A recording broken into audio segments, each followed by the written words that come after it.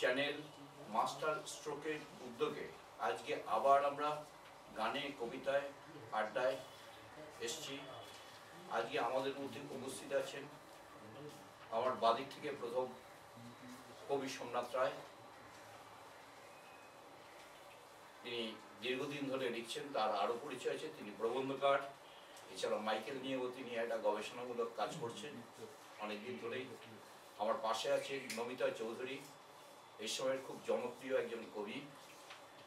আমার পাশে ঈশিতা নস্কর, সুগায়িকা, অল্প বয়স কিন্তু এর মধ্যেই তার নাম ছড়িয়ে পড়ছে বিভিন্ন দিকে। তার পাশে আছে রাজ রায়, কবি। এছাড়া তার আর একটা পরিচয় আছে, তিনি স্কাল্পচারিস্ট।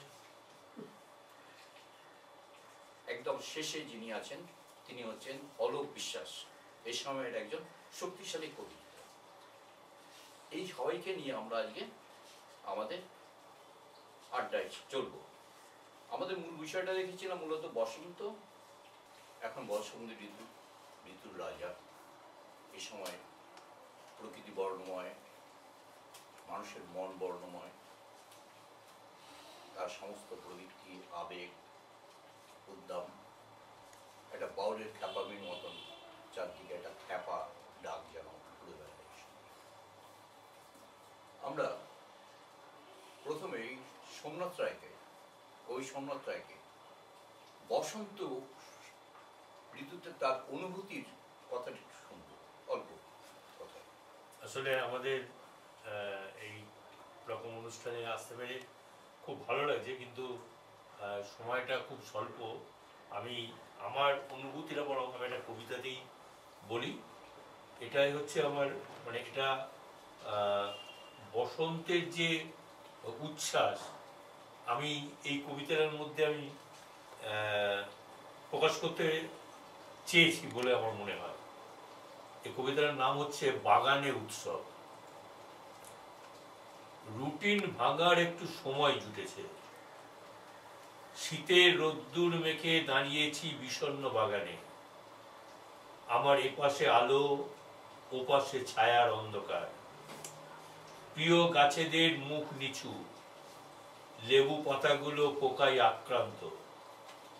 কুয়াতির আহ্লাদ সাজানো নেই ফুলের কুনিতে। আগাছা মারিয়ে আমি গোলাপ গাছের কাছে যাই। কাঁটার আঁচড় ভুলে আদরের দুহাত বাড়িয়ে গা থেকে খসিয়ে দিই মাকড়সার জাল। কীটনাশক স্প্রে করে খুব স্নান করাই ওদের। তারপর গোড়ার কাছে মাটির মুখ হাঁ করিয়ে খাবার দিই। কি খুশি সকলে, সারা বাগানে উৎসব। খবর পেয়েই ছুটে এসেছে মৌমাছি প্রজাপতি। ক্যালোরি পোড়ানো ঘাম ঝরিয়ে আমিও বেশ তরতাজা এখন। আসলে আমার মনে হয়েছে শীতে যে অবস্থাটা থাকে আমাদের, আর ঠিক তারপরে বসন্ত আমাদের যে আনন্দ এনে দেয়, গাছগুলোর কাছে সেই আনন্দের প্রকাশ আমি দেখতে পেয়েছিলাম। আরেকটি সুন্দরভাবে বসন্তের পুরো বর্ণনাটা এটাকে আমাদের খুব। আমি শান্তিনিকেতনে দোল উৎসবে আমরা একসময় খুবই যেতাম। এখন আমাদের যাওয়াটা কমেও গেছে। মাঝে তো শান্তিনিকেতনের দোল উৎসব বন্ধই হয়ে গেছিল, বসন্ত উৎসব। সেইখানে আমরা এই বাড়ি বাসুদেব দাস বাউল, তার বাড়িতে আমরা খুব সময় কাটাতাম। তো সেই একটা অনুভূতি। দোল 1410, 6 নম্বর কবিতা। এটা একটা সনেটি। দোতারায় নেচে ওঠে বাসু বাউলের শ্যামবাটি। সুর থেকে রং উঠে আমাদের রাঙায় জীবন। তাকে ঘিরে তার খেপি নাচে, তাল দেয় নিরঞ্জন। গোবর নিকানো সোদা গন্ধে মাতে উঠোনের মাটি। শহরের কবিদের এ কুটিরে অবারিত ঘাঁটি। রক্ত আবিরের পাশে খুঁজে পায় সবুজ আসন। শ্রীমতী লাহিড়ী নাচে, নেচে ওঠে হৃদয় দর্পণ। মুহূর্তে হারিয়ে যায় সৌরে ভূষণ ঘটিবাটি। এখানে সকলে ভাগ করে খায় সমস্ত আহার। লুচি থেকে রুটি, দামি কিংবা সস্তা দামের পানীয়। সকলেই সমব্যথী, মাতোয়ারা সকলে সমান। যেমন সকলে চোখ বুঝলে বোঝে সমান আধার। রোদ্দুরে জ্যোৎস্নায় সকলের বুকে সকলে আত্মীয়। গ্রীষ্ম, বর্ষা, শরৎ, হেমন্ত, শীতে বসন্তের গান। সুন্দর সুন্দর দুটো কবিতা বসন্ত নিয়ে আমাদের শুনিয়ে গেলেন। এবারে আমাদের প্রিয় নমিতা দি কিছু বলবেন বসন্ত সম্পর্কে, তারপরে তিনি দুটো কবিতা। আমরা তো শহর কলকাতায় থাকি, বসন্ত সেই হিসেবে আমাদের কাছে ততটা পৌঁছয় না, কিন্তু তবু যখন একটুখানি চোখ মেলে দেখি তখন দেখি শহরের রাস্তায় ফুটে উঠেছে কৃষ্ণচূড়া ফুল। আর মাঝে মাঝে যখন সকালবেলা ভোরবেলা রেডিওটা একটু অন করি বা টিভিটা যে সকালে গানের প্রোগ্রাম হয় সেটা যখন দেখি বসন্তের গান, মনটা তখন সত্যি খুব ভালো হয়ে যায়। প্রকৃতি আমাদের এত উজাড় করে দিয়েছিল, কিন্তু সেটা তো আমরা নিজেরা ঠিক মতো রাখতে পারিনি, এবং সেই দায়টা আমাদেরই বহন করা উচিত। আমার মনে হয় যে আমরা যদি সত্যিকারে আমরা প্রকৃতি প্রেমিক হই, যদি বসন্তকে ভালোভাবে উপভোগ করতে চাই, তাহলে আমরা যেন প্রকৃতিকে ভালোবেসে প্রকৃতির যা প্রয়োজন সেই প্রয়োজনটুকু যদি আমরা মানে দিতে পারি আর কি, অর্থাৎ কিনা আমরা যদি গাছ লাগাই, আমরা যদি আমাদের চারপাশটাকে সুন্দর করে পরিবেশটাকে সুন্দর করতে পারি, তাহলে আমার মনে হয় যে আমাদের এই যে বসন্তের আড্ডা এটি সার্থক হবে। আমরা যদি ফুলের গাছ লাগাই, ফলের গাছ লাগাই, মৌমাছি আসবে, মিলনের উৎসব আর কি আরো পরিণতি পাবে। এইটা আমার মনে হয় বসন্ত সম্পর্কে আমার বলা।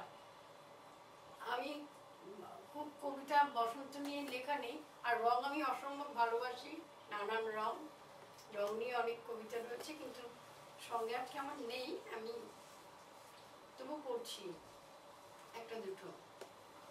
যত রং, আশ্চর্য কমলা রং ঘিরে ফেলে বাতাসের পথ। ছায়া ভরা মেঘ নিয়ে ভিনদেশি পাখি এক উড়ে এসে বসে। রোদ্দুরের জাফরিতে খেলা করে বেশ, কখন যে মায়াবী পাথর ছুঁয়ে দেয় চোখ নিজেই জানে না। জড়াতে চায় না পাখি, তবু জড়ায়, না বুঝেই ওড়ায় পালক। শীত শেষে উড়ে যাবে বহু দূর দেশে। আকাশ মেখেছে যত রং, সবটুকু নেমেছে কি পালক ডানায়। শেষ চৈত্রের কবিতা। অথই জলে ডুব দিতে গিয়ে আঁকড়ে ধরেছে খড়কুটো। ছেদহীন অশান্ত প্রলাপ গুমড়ে মরে বুকের দরজায়। ভালোবাসার চিহ্ন খুঁজতে খুঁজতে পেরিয়ে এলাম নদীর প্রান্তর। কোথায় কত দূরে ছড়ানো মানিক, ছিল না গাঁথা মালা, বড্ড তৃষ্ণায় বুকে ধরে আছি। এতদিনেও তোমার চোখের ভাষা অনুবাদ করতে পারিনি। সুন্দর, নমিতাদি খুব সুন্দর দুটো কবিতা বললেন। সব থেকে আমার ভালো লাগলো নমিতাদি যে প্রথমেই কথাটা বললেন যে এখন বসন্ত, এই বসন্তের সব থেকে বেশি বসন্ত উদযাপন করা হয় মনে হয় আমরা যদি প্রকৃতিকে আরো সাজাতে পারি, আরো ঘন সবুজ বনরাজি তৈরি করতে পারি, ফুলে ফুলে আরো ভরিয়ে দিতে পারি। কারণ এই মুহূর্তে দেখা যাচ্ছে আস্তে আস্তে বন ভেঙে বন নষ্ট হয়ে যাচ্ছে, ফুল কমে যাচ্ছে, নানা কারণে। আমরা এবারেও 13টা গাছ পুঁতে এলাম। তো আমরা- খুব ভালো প্রয়াস। আমরা নবীনদি আমাদের সেটা মনে করিয়ে দিলেন। সব থেকে সার্থকভাবে উদযাপন হয় যদি আমরা প্রতি বসন্তে প্রত্যেকে কিছু করে ফুল গাছ বা পল্লব ঘন গাছ লাগাতে পারি। কবিতা দুটো খুবই সুন্দর, বসন্তের উপরেই, রঙের উপরেই আছে। রং ছাড়া বসন্ত যাবে কোথায়? যার জন্য বসন্তে আমরা ভারতীয়রা তথা বাঙালিরা মনে করি রঙের উৎসব মানেই, বসন্তের উৎসব মানেই রং, হোলি, দোল। একটা সময় ছিল যখন দোলটা সেরকম বসন্তের উৎসব ছিল না, বসন্তকে তখন ব্রত দিয়ে নানা রকম লৌকিক আচারের মাধ্যমে উদযাপন করা হতো।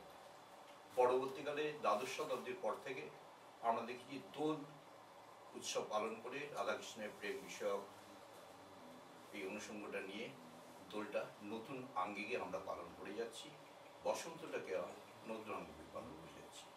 আজকে দোল উৎসব মানেই বিভিন্ন জায়গায়, বিশেষত শান্তিনিকেতন বা বিভিন্ন জায়গায় আমরা বসন্ত উৎসবই করি।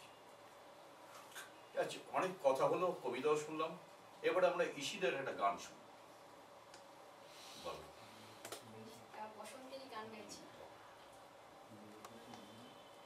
ফাগুনের নবীন আনন্দে, ফাগুনের নবীন আনন্দে, গান খানি গাঁথিলাম ছন্দে ছন্দে, ফাগুনের নবীন আনন্দে, ফাগুনের নবীন আনন্দে, দিল তারে বন বেঁধে,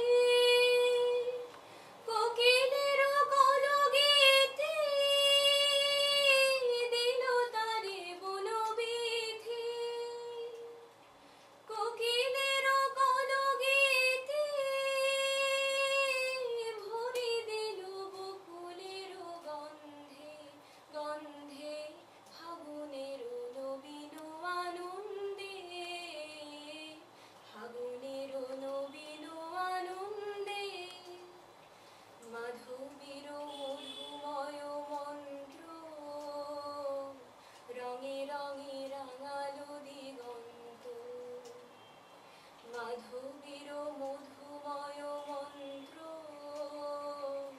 রঙে রঙে রাঙালো দিগন্ত, বাণী মামনিল তুলি, পলাশের কলি গলি,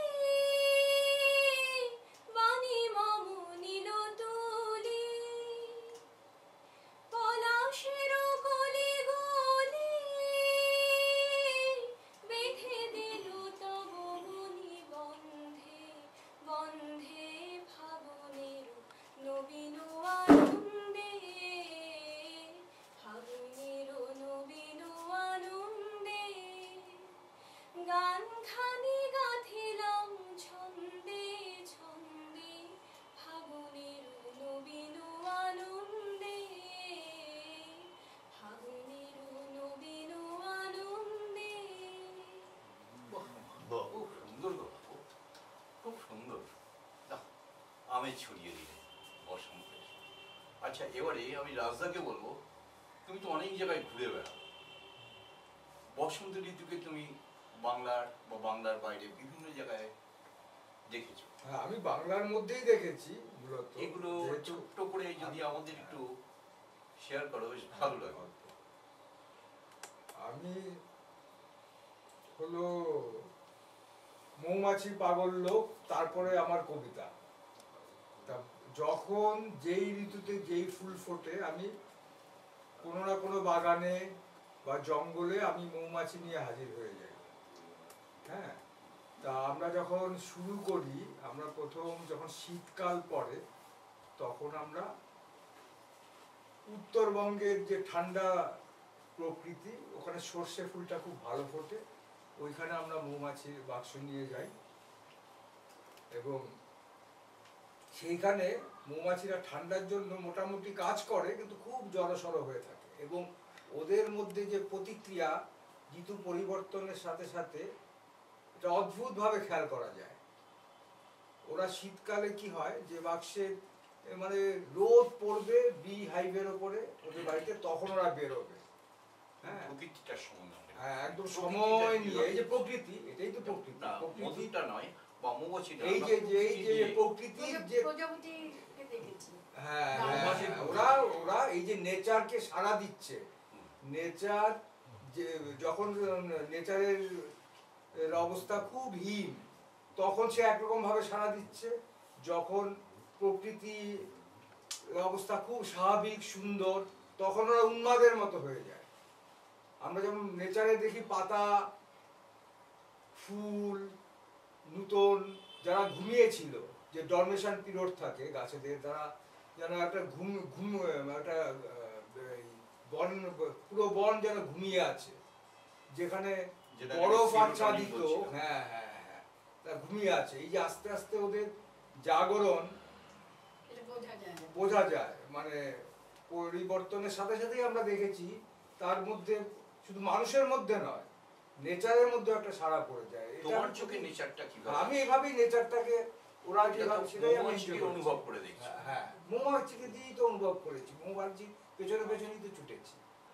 আমরা যখন বসন্তে কাটাই তখন আমরা এই অনেক সমতলে দক্ষিণবঙ্গে চলে আসি, আচ্ছা, সেখানে যে বাগানগুলি, আমের বাগানে বোল ফুটে আছে, পলাশে বোল ফুটে আছে, লিচুতে বোল ফুটে আছে, তখন মানে পতঙ্গ পাখি তাদের উন্মাদনা অন্যরকম হয়ে যায়, শুধু মানুষের নয়। হ্যাঁ সেই ব্যাপারটাই উপভোগ করি আমরা সাথে সাথে, মধুর সাথে সাথে। তুমি এবারে আমাদের দুটো হ্যাঁ। কবিতা পড়েছো। হ্যাঁ, ঠিক বসন্তের কবিতা নয়, বন্যী কানন, কবিতার নাম বন্যী কানন।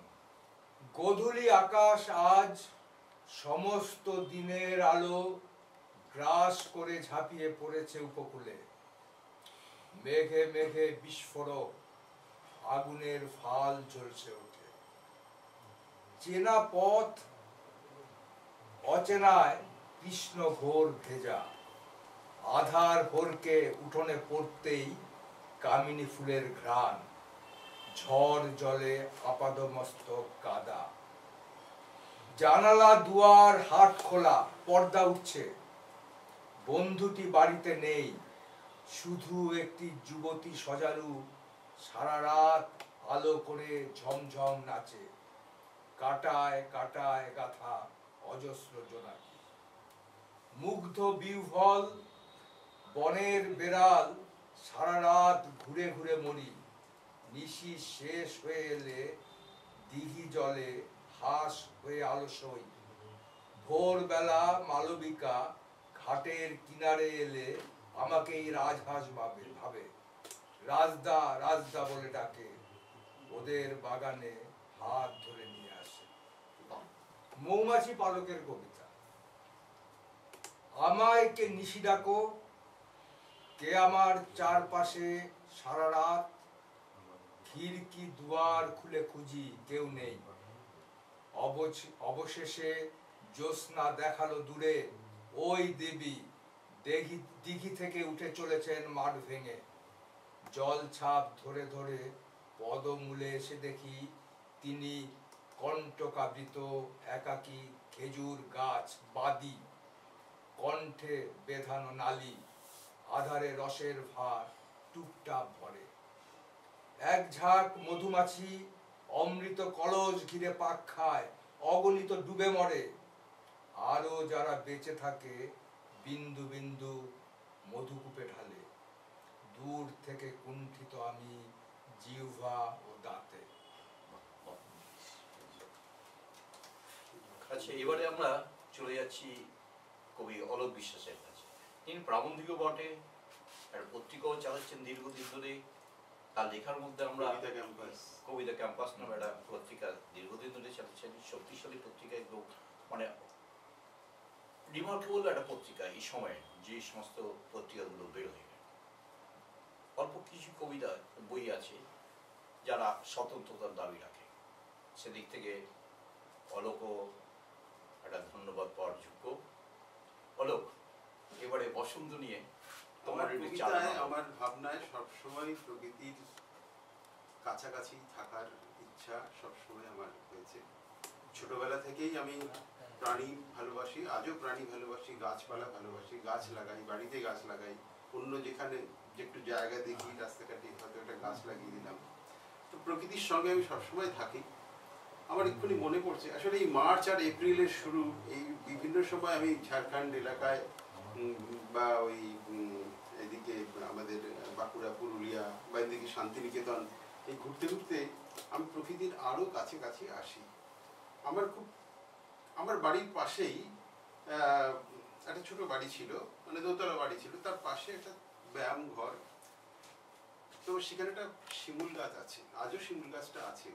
কিন্তু যখন আমার বাড়ির পাশে যে ছোট বাড়িটা ছিল, সেই বাড়িটা যখন প্রমোটারের হাত ধরে 5 তলা বাড়িতে পরিণত হচ্ছিল, তখন আমার খুব কান্না পাচ্ছিল যে এই শিমুল গাছটার কি হবে। আমি জানলা দিয়ে হাত বাড়িয়ে যেন সেই শিমুল গাছটাকে ধরতে পারতাম। আমার কবিতায়ও সেই সব কথা আছে। তো সেই শিমুল গাছটা আজও আছে, কিন্তু ওই বাড়ি ওঠার কারণে তার হাত পা কাটার মতো অবস্থা। শিমুল গাছটা অত্যন্ত স্বল্প পরিসরে আজও বেঁচে আছে। আজও ওই আমাদের রাস্তায় গলিটাতে শিমুলের ফুল পড়ে থাকে প্রতিদিনই। মনে পড়ছে প্রায় 94 সাল নাগাদ একবার মার্চ মাসে এই ইয়েতে জামশেদপুরে ওই ভিলাই পাহাড়ে ওখানে একটা 3000 ফুট উঁচুতে একটা ইয়ে আছে, ওই কি বলে রেস্ট হাউস, হ্যাঁ আছে এরকম। তো আমরা সারাদিন ওই জঙ্গলে ঘুরেছি, যে ঝাড়খণ্ডের জঙ্গলে হাতির পাল দেখে বেড়ানো, বিভিন্ন পাখির শব্দ, বিভিন্ন স্কুইরেল, কাঠবিড়ালির শব্দ। অদ্ভুতভাবে আমরা যখন সন্ধ্যেবেলা কবিতা নিয়ে আড্ডা মারছি, তখন বৃষ্টি নেমে এলো। একটি আদিবাসী ছেলে, ওটার 3000 ফিট, সেই আদিবাসী ছেলে যেহেতু ওটা রিজার্ভ ফরেস্টের মধ্যে পড়ে, ওখান থেকে দরজা বন্ধ হয়ে গেছে, ঢুকতে পারবে না, সে ও রুট জানে। সেই বৃষ্টির মধ্যে ও পিঠে একটা বড় ব্যাগ নিয়ে, সেই ব্যাগে ফল মূল মানে কিনা নেই, সে ড্রিঙ্কস থেকে শুরু করে ওই সেই বৃষ্টির মধ্যে পাহাড়ের উপরে উঠে এলো আমাদের সঙ্গে কবিদের কবিতা শুনবে বলে। বসন্তে এ আমার এক অসাধারণ অভিজ্ঞতা। আমি এই জামশেদপুরের রাস্তায় রাস্তায় হেঁটেছি, কৃষ্ণচূড়া, রাধাচূড়া পুরো পড়ে রয়েছে।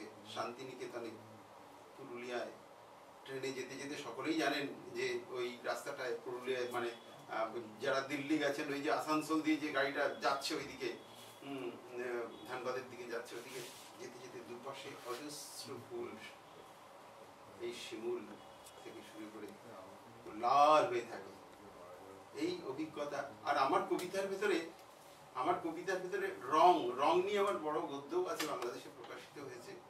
রং নিয়েই আমার কবিতার অন্যতম যে ভাবনা, সেটা হচ্ছে রং।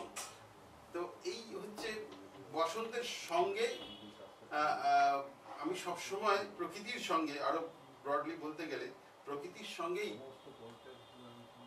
আমি যখন রোমান্টিক সময়ের কবিতা পড়ি, রোমান্টিক এজের, তারা তো আর তার আগের শতাব্দীতে, অষ্টাদশ শতাব্দীতে যেসব কবিতা লেখা হতো, রোমান্টিক কবিরা মনে করতেন এই কবি William Wordsworth, Samuel Taylor, Coleridge থেকে শুরু করে তার উইলিয়াম ব্লেক, এনারা মনে করতেন যে ওরা নেচারকে অত বেশি পাত্তা দেন, ওদের কবিতা অনেক বেশি রিজিড হয়ে যাচ্ছে। তো এরা নেচারকে অনেক বেশি ভালোবাসতে শিখলো রোমান্টিক কবিরা।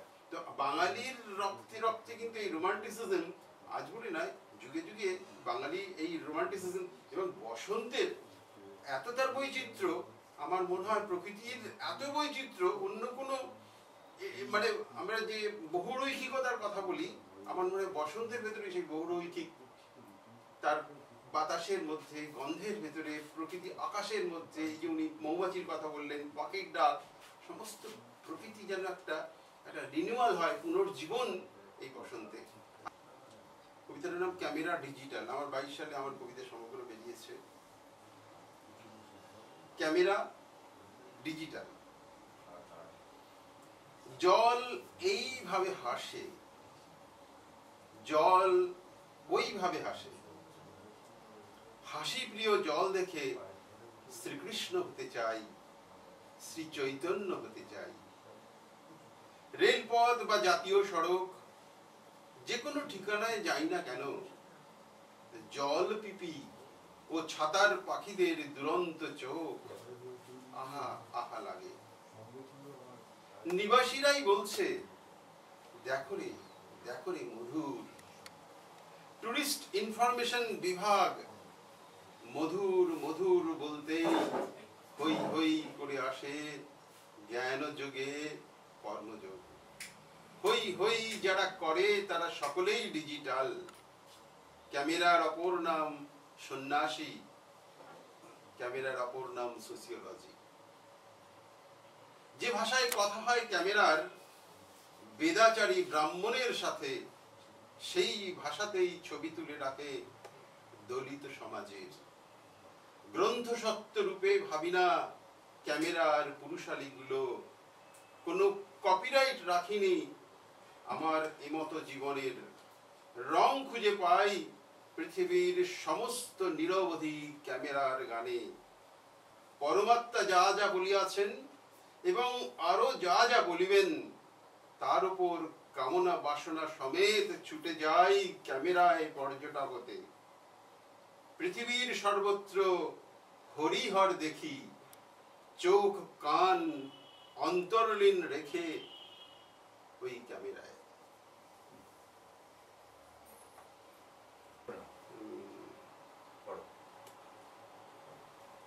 পাখি মঙ্গল। একটা পাখি উড়ছে যখন তাহার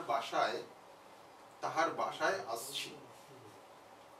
দুইটি পাখি উড়লে পরে ফাগুন আলোয় ভাসছি। তিনটে পাখি জুড়তে হঠাৎ মহুল বাথান নাচলো। চারটে পাখি মেঘ ডিঙিয়ে শাপলা ডিহি ফিরল। পাঁচটা পাখি প্রলয় দেখে দারুণ ইলাজ লিখছে। ছয়টি পাখি রন্ধ্রে দেশের আধারগুলো মুছছে। সাতটা পাখি নীরের গুণন করুণ ধারায় শোনায়। আটটা পাখি হৃদ নোয়ালে পলাশ চিহ্নে রাঙায়। নয়টি পাখি মাথার ভিতর ঘিজিতা ঘিজাং নাচে। 10টা পাখি প্রবল ঝড়ের অধিক জীবন বাঁচে। বাহ, সুন্দর সুন্দর একদম অন্য মাত্রার দুটো সুন্দর কবিতা আমরা শুনলাম। এবারে আবার আমরা পিসিদের কাছে এসেছি আরো একটা গান। মাঝে মাঝে তো আমার কাছে ফিরে আসবো। রাঙিয়ে দিয়ে যাও যাও যাও গো এবার যাবার আগে।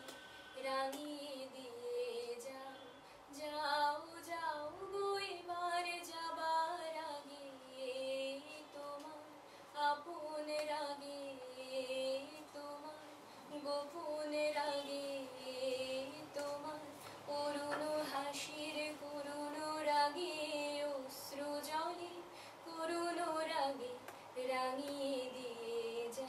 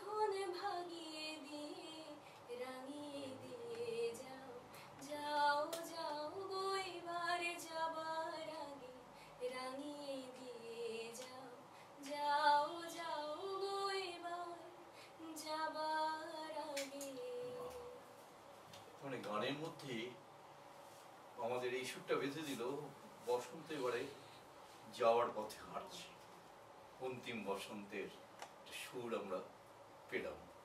ভ্রমর জন্ম। তুমি স্বপ্নে ছিলে বলে কাল আমি দুঃস্বপ্ন দেখিনি।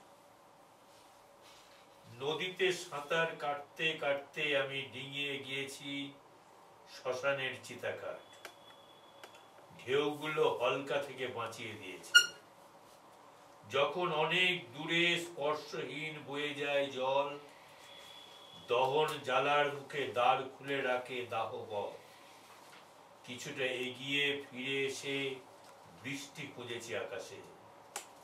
আমার ঝলসানো মুখ দেখে আঁতকে উঠেছে দর্পণ। আমি তবু বদ্ধ জলাশয় দেখে কাতর হয়েছি। শঙ্খ নয়, দীর্ঘশ্বাস ছুঁড়ে ছুঁড়ে ভেঙেছি বড়। তুমি ধারাপথে এসে কোলে তুলে নিয়েছ আমাকে। স্নিগ্ধ প্রলেপের স্পর্শে আমি যত জুড়িয়েছি জ্বালা, ততই বিস্ময়ে মুগ্ধ হয়েছে তোমার অশ্রুভূমি। দুঃস্বপ্নের দাহ থেকে আমাকে ভাসানে রাখো তুমি, তোমার প্রতিটি বাঁকে আমার ভ্রমর জন্ম হোক। আমার ঈশ্বর, বহুদূর আকাশে তারা, হৃদয়ে তারাকেই ডেকেছি ঈশ্বর। অন্য কোন প্রকার অর্থে আমি নিরীশ্বর। নক্ষত্রকে লক্ষ্য ধরে দেব ভব পার। নক্ষত্রের সঙ্গে আড্ডায় হয়েছি আত্মহারা। কি গভীর চিন্তা, নক্ষত্রের সঙ্গে আত্মহারায়, নক্ষত্রের সঙ্গে আড্ডায় হয়েছি দিশাহারা। আত্মহারা। চিন্তা করাই যায়। আশীর্বাদ দু লাইনের। তুমি পড়ো। রুদ্র পলাশের কাছে দাঁড়িয়ে ক্ষণিক, রুদ্র পলাশের কাছে দাঁড়িয়ে ক্ষণিক, রুদ্র পলাশ হয়ে গেছে নিভন্ত প্রেমিক। রাজা, হ্যাঁ, কি গভীর ব্যঞ্জনাময় কবিতা আমাদের হলো শুনিয়ে গেল। বলছি কবিতাটি দৃশ্যাবলী। পলাশের ডাল নেড়ে নেড়ে রাখাল থামায় মেরুন রঙের ট্রাক। আকাশী পাহাড়ে সে কুড়োতে যাবে পালক পশম।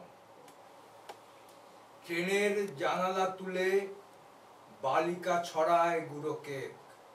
উড়ে আসে ময়ূর ময়ূরী অনাথ বালক। দুর্গম খাদের পাশে ধস, গড়িয়ে নামছে ঢল নিচে। মাথার ওপরে দড়িপথ, সীমান্ত প্রহরী আসে ঝুলে। কয়লা বোঝাই মালগাড়ি, ভূগর্ভ লুণ্ঠন চলে বিপুল অগাধ। রিক্ত গহ্বরগুলি হা মুখ কালচিতা। কুমারী যুবতী শিশু কোলে গ্রাম ছেড়ে চলে শহরতলির দহে। কালো মসৃণ পথ, দুই পাশে রাঙা শিমুল পলাশ। সবার আড়ালে লতা ও গুল্মের ঝোপ। দুহাতে সরিয়ে একা একা আলো, পা ডুবিয়ে খোঁজে স্রোত অভিমুখ। নমিতাদি, হ্যাঁ, আপনি এবারে হ্যাঁ। আমাদের শেষ কবিতাটা আছে। প্রকৃতি যদি নষ্ট হয়ে যায় তাহলে যা দাঁড়াবে আমাদের, বসন্ত পাবো না আমরা, কোনো ঋতুই পাবো না, হ্যাঁ, কিছুই পাবো না। শুধু হাহাকার ছাড়া আমার কিছু নেই। কবিতাটা সেই রকম পরিপ্রেক্ষিতে। শীষ পাখি মানচিত্রের করটি থেকে খুবলে নেওয়া চোখের কথা ভুলে গেছি। ভুলে গেছি অনেক কিছু। নষ্ট কোষ থেকে রক্তক্ষরণ টের পাই না আর। পালিয়ে বেড়াই, পালাতে পালাতে নিরেট দেওয়ালে পিঠ থেকে গেলে মনে মনে ভাবি ঘরের বাতাসে খুব মৃদু স্বরে গান গাইছে শীষ পাখি। দুলে উঠছে নীল পর্দা, দেওয়ালে টাঙানো ছবিগুলোর শ্বাস প্রশ্বাস ছুঁয়ে যাচ্ছে আধো জাগরণের স্বপ্নগুলিকে, ছুঁয়ে যাচ্ছে আধো জাগরণের স্বপ্নগুলিকে। প্রতিটি শিরায় তন্তুতে মায়া জাল, ভোর খেলায় মেতেছে শীষ পাখি। শীষ দিতে দিতে স্বর ভেঙে গেল, শীষ দিতে দিতে গলা চিরে চলকে উঠল রক্ত। শীষ দিতে দিতে শীষ পাখি আর জেগেই উঠল না। দুর্দান্ত একটা বার্তা দিয়ে গেলেন নমিতাদি আমাদের, যে এখনই যদি আমরা সতর্ক না হই তাহলে এই বসন্ত উদযাপন, বসন্তের এই প্রকৃতি, এই পাখির ডাক কিছুই আমরা পাবো না। আচ্ছা, আমাদের মোটামুটি এই সময়টা শেষের পর্যায়ে, শেষ বেলায় আমরা এই শীতার কণ্ঠে আর একটা গান শুনে আজকের অনুষ্ঠানটা একটু শেষ করব। আজ জ্যোৎস্না রাতে সবাই গেছে বনে, আজ জ্যোৎস্না রাতে সবাই গেছে বনে। বসন্তের এই মাতাল সমীরণে আজ জ্যোৎস্না রাতে সবাই গেছে বনে। যাবো না, যাবো না গো, যাবো না যে রইনু পরে ঘরের মাঝে। যাবো না গো, যাবো না যে রইনু পরে ঘরের মাঝে। এই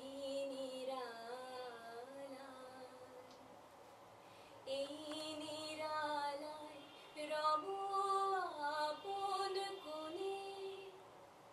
যাব না এই মাতাল সমীরণে আজ জ্যোৎস্না রাতে সবাই গেছে বনে।